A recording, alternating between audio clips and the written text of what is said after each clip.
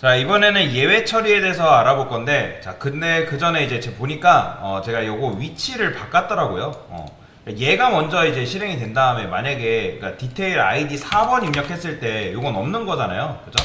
그러니까 여기 게시물이 존재하지 않습니다 해가지고 이제 요게 먼저 된 다음에 요게 돼야겠죠. 근데 이제, 제가 이걸 밑으로 내려버렸기 때문에 여기서부터 이제 입력이 돼서, 인덱스 아웃 오브 레인지, 입세션 떤 거예요. 그래서 요거를 순서를 바꿔줬습니다. 그리고 얘가 이제 리턴이 아니라 컨티뉴죠. 그러니까 얘가 별도의 함수로 분리되면 이제 리턴을 해주는 게 맞는데 얘는 컨티뉴입니다. 컨티뉴가 뭔지 아시죠? 그러니까 밑으로 내려가지 않고 생략한 다음에 위로 다시 반복 모드로 올려주는 겁니다. 자, 여튼간에 예외가 안 나게 해볼게요. 지금 무슨 말이냐면 여러분들이 이렇게 입력을 안 하게 되면 넘버 폼의 인셉션 이렇게 나온다고 말씀을 드렸어요. 그러니까 무슨 말이냐면 지금 너무 성급하게 우리가 get id가 있을 거라고 착각을 한 거잖아요. 그러면 자, 여기서 어떻게 해야 되냐면 이렇게 해줘야 됩니다. 여기다가 만약에 파람스에다가 contains key가 뭔지 아시죠, 여러분들? 그러니까 있냐, 즉 id라는 파람스 안에 id 있냐라고 물어보는 거예요. 그쵸? 근데 얘가 이제 얘 결과값이 뭐라 했어요? 얘는 true로 아니면 false예요. true로 아니면 false. 그러면 있으면 true인 거, 없으면 false인 거니까, 자, false라는 건 뭐예요? 없다는 거겠죠? 그쵸? 그래서 여기다가 id를 입력해 주세요. 이런 식으로 써줘야겠죠. 그 다음에 여기서 continue해서 올려 보내면 되고, 그쵸? 자, 이렇게 하면 뭘 방어할 수 있는 거예요? 자, 여기다가 유저 article detail id 했을 때 입력 안 하면 그죠, 이거는 이제 요거를 이제 방어할 수 있죠. 요거 이제 이 넘버 보면 이건 입력을 안 한 거고 요거를 이제 방어를 할 수 있습니다. 제가 여기다가 다시 한번 입력해 볼게요.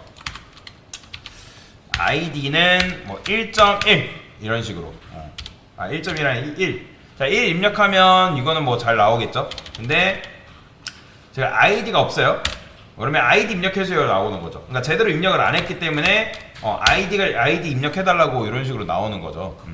자, 그 다음에 이것도 피해갈 수 있어요. 제대로 된 id를 입력했다 하더라도 여기다가 1.1 이런 식으로만 입력하면 여기도 넘버 폼의 인셉션이라고 나오는 거예요. 왜요? 이거 정수 형태가 아니잖아요. 그쵸? 지금 이제 1.2는 뭐 이런 식으로 이제 정수 형태가 아니기 때문에, 그러니까 고객 입장에서 자기 손해긴 하지만 그 다음에 이런 식으로 입력할 수도 있고 또 어떻게도 입력할 수 있는 거예요?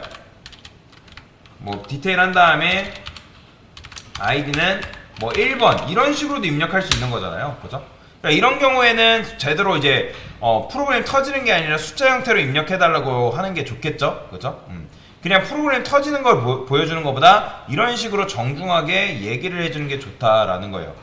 여기 보시면 여기 이 섹션 보이잖아요. 이 섹션. 그러니까 이 섹션은 뭐냐면 실행 이전의 오류가 아니라 실행 도중, 즉 런타임 과정에 발생한 오류다라고 보시면 돼요. 그러면 우리한테 기회가 있어요. 어떻게? 이 넘버 포맷 입섹션이라는 걸 감싸면 되거든요. 여기다가 만약에 아니라 try catch라는 게 있습니다. try catch. 자, 참고로 이거 같은 경우는 여러분들이 이제 제가 자바 프로그램스 입문 열심히 해보신 분들은 요거 분명히 배웠습니다. 자, 넘버 폼에 입세션 한 다음에 2라고 할게요. 얘는 변수명이에요, 그냥. 그 다음에 여기다가 우리 int id 있죠? 이 녀석을 안쪽에다가 이렇게 둘 겁니다. 자, 근데 이렇게 하면 오류나요? 왜냐면 지금 이 트라이 캐치 안에 이게 지금 트라이 캐치 안에 id가 있기 때문에 이 id가 요 녀석한테 접근을 못해요. 왜냐면 이제 요거 같은 경우는 문제가 없으면 넣어주는 거고, 문제가 있으면 요 캐치로 이제 끊어주는 건데, 그러니까 있어야지, 문제가 없어야지만 이게 발동되기 때문에 얘가 접근이 안 되는 거죠. 그러면 그건 어떻게 한다? 그냥 여기다가 바깥쪽에다 int id를 빼주면 돼요. 그래서 최초에는 0이라고 이렇게 넣어주고요. 그러면 여기서도 접근이 가능하다라고 보시면 돼요. 그러면 이제 여기서 프로그램이 실행하다 문제없이 실행했다 그러면 이 캐치가 발동이 안 됩니다. 실행이 안 돼요. 근데 만약에 이게 실행이 되다가 문제가 발생이 됐다 하면 캐치로 이제 잡아주는 거죠. 근데 이제 프로그램 입장에서 원래는 이게 없으면 프로그램이 바로 뻗었는데 이게 있으면 뭐가 된다? 얘가 실행이 되면서 넘어가게 되는 거죠. 그래서 어떻게 할 거냐, 여기다가 이렇게 써주면 됩니다. 아이디를 정수 형태로 입력해주세요, 이런 식으로 이제 요청을 하는 거죠. 그 다음에 그게 아니다, 이제 이렇게 하고 컨티뉴해서 다시 위로 올려 보내야겠죠. 그러니까 그러면, 왜냐면 장난치는 사람들한테는 뭐 프로그램 터지는 것보다 좀 더 우아하게 보여주는 게 젠틀하잖아요, 그렇죠? 디테일 아이디는 뭐 1번, 그러면 아이디를 정수 형태로 입력해달라, 이런 식으로 요청하는 게 좀 더 낫겠죠. 왜냐면 프로그램이 바로 터져버리면 프로그램 사용하는 입장에서 어떻게 했어요? 아니, 프로그램 왜 이따구로 만든 거야? 라고 욕할 거 아니에요. 그죠? 그렇게 하는 것보다 이런 식으로 입력해주는 게 좀 더 나은 거다. 그래서 트라이 캐치가 바로 그런 거예요. 트라이 캐치. 원래 바로 뻗을 운명이었는데 그 운명을 거스를 수 있도록 도와준다. 그래서 트라이로 하게 되면, 위험해 보이는 코드를 트라이로 감싸게 되면 우리에게 몇 번? 2번의 기회가 주어지는 거죠. 그래서 2번의 기회라는 거는 아이디를 입력 안 했을 때, 그리고 이제 제대로 되게 입력을 안 했을 때, 그래서 이런 식으로 할 수가 있다라는 거죠. 자, 얘는 뭐죠? 지금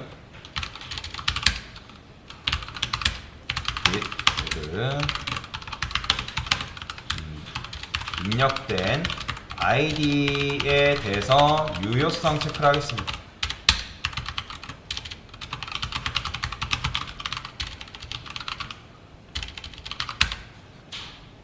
됐습니다.